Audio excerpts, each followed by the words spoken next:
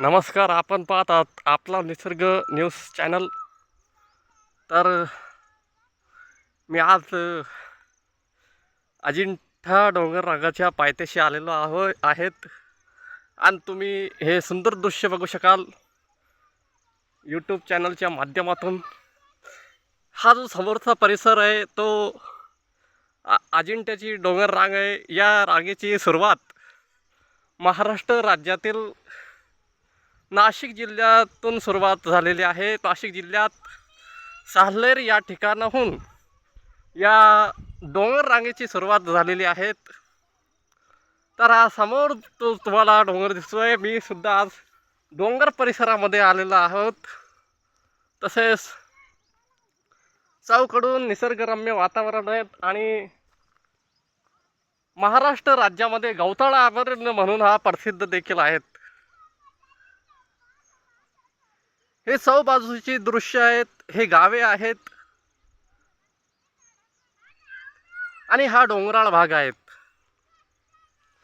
हा डोंगराळ भाग याचे दोन रांगा झालेल्या आहेत या पट्ट्यामधून. हे जी समोरची रांग आहेत हे अजिंठ्याला जाते आणि ही जी रांग आहेत हे महाराष्ट्र राज्यातील बीड जिल्ह्यात जाते. आणि बीड जिल्ह्यामध्ये शंभू महादेवाचं डोंगर आहेत. तसेच याची विभागणी झालेली आहेत आणि विभागणी झाल्यामुळे याला शंभू महादेवाच्या टेकड्या म्हणतात. आणि तसेच इकडे वातावरण बी चांगलं आहे. आपण बघू शकाल समोरच हे गाव आहेत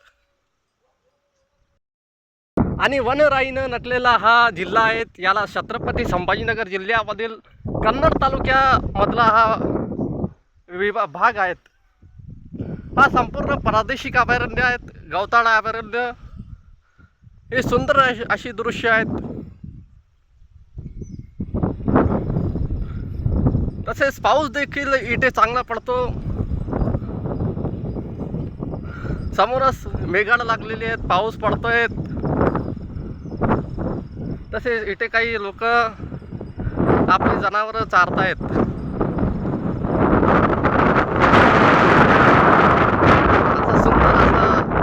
देखावा असा वाटतोय.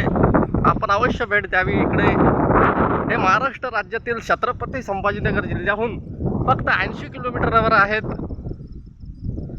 इथेच पूर्णा नदीचा उगम झालेला आहे. पूर्णा नदी ही इथे एक छोटंसं गाव आहे मेहून म्हणून. तिथे एक मंदिर आहे, पूर्णा मातेचा मंदिर आहे आणि तिथे एक शिवलिंग आहेत मंदिरामध्ये. त्या मंदिरातून अशी धार निघलेली आहे पूर्णा नदीची. तिथे त्याचं बाल स्वरूप आहेत.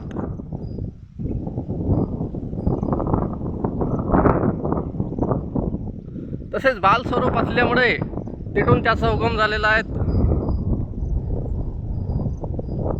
आणि हा जो समोरचा पर्वत आहे या पर्वत शृंखलेमधून पूर्णा नदीचा उगम झालेला आहे. हे पाऊस चालू आहे समोरच.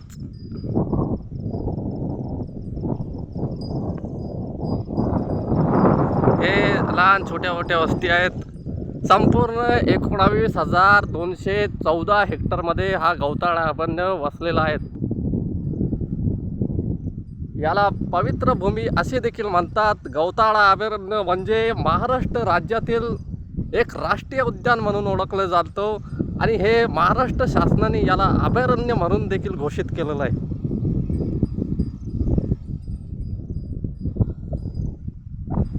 तसेच निसर्गाहून नटलेलं आहे. याच्यामध्ये सागवान, पिप्पळ, तसेच लिंबाची झाडं असे अनेक जैवविविधतेने नटलेला हा अभयारण्य आहे.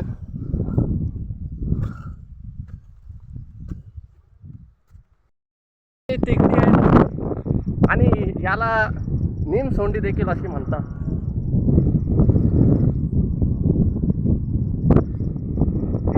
तडास, बिबट्या, गवे, रानडुकरे अशी जंगली जनावरं देखील आहे. रात्रीच्या वेळी ते दिसतात. हे इटलचे नागरिक आहे काहीतरी.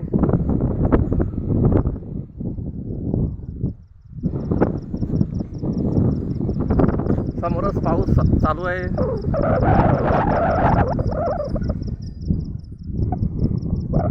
तर आपण अवश्य भेट द्यावी. या महाराष्ट्र राज्यातील गौताळा अभयारण्यामध्ये प्रसिद्ध असं अभयारण्य आहेत.